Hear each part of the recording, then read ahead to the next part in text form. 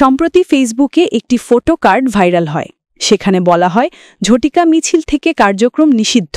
আওয়ামী লীগ ও এর অঙ্গ সংগঠনের নেতাকর্মীদের ধরতে পারলে প্রত্যেক পুলিশ সদস্যের জন্য ৫,০০০ টাকা করে পুরস্কার দেওয়া হবে।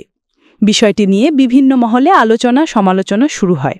তবে ভালো কাজের জন্য পুলিশ সদস্যদের পুরস্কৃত করা হলেও এমন ঘোষণার বিষয়ে নির্দিষ্ট কোনো পুরস্কার দেওয়ার কথা জানে না ঢাকা মেট্রোপলিটন পুলিশ ডিএমপি।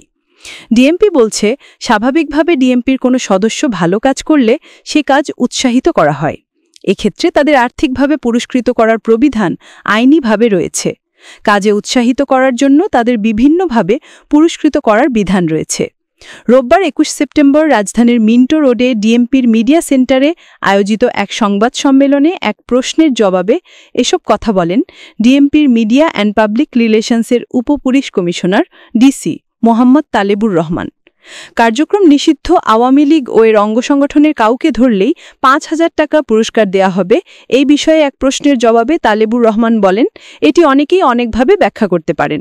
স্বাভাবিকভাবে আমাদের কোনো সদস্য ভালো কাজ করেন, আমরা সেটি উৎসাহিত করি। এক্ষেত্রে তাদের আর্থিকভাবে পুরস্কৃত করার প্রবিধান আইনিভাবে রয়েছে।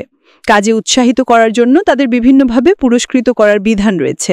তবে বিশেষভাবে কোনো একটি বিষয়ে কাজের জন্য পুরস্কৃত করার বিষয়টি আমার জানা নেই।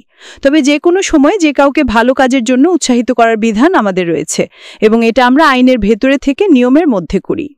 আরেক প্রশ্নের জবাবে তিনি বলেন, রাজধানীতে ডিএমপির ৬ শতাধিক সিসিটিভি ক্যামেরা রয়েছে, যেগুলো আমাদের কেন্দ্রীয় নিয়ন্ত্রণ কক্ষ থেকে পর্যবেক্ষণ করা হয়।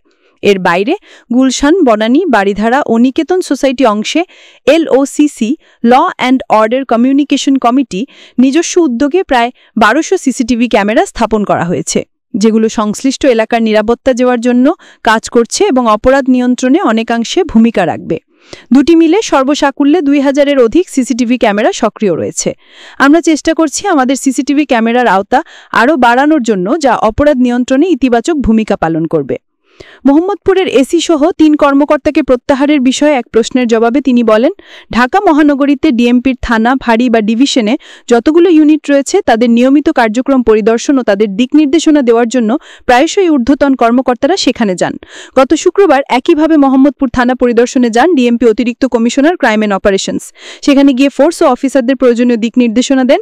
এক পর্যায়ে তিনি কিছু পুলিশ সদস্যের কাজকর্মে অসন্তোষ প্রকাশ করেন। পরে বিকেলে মোহাম্মদপুর জোনের এসি, মোহাম্মদপুর থানা পরিদর্শক অপারেশনস ও তৎকালীন ডিউটি অফিসারকে ডিএমপি সদর দপ্তরে সংযুক্ত করা হয়।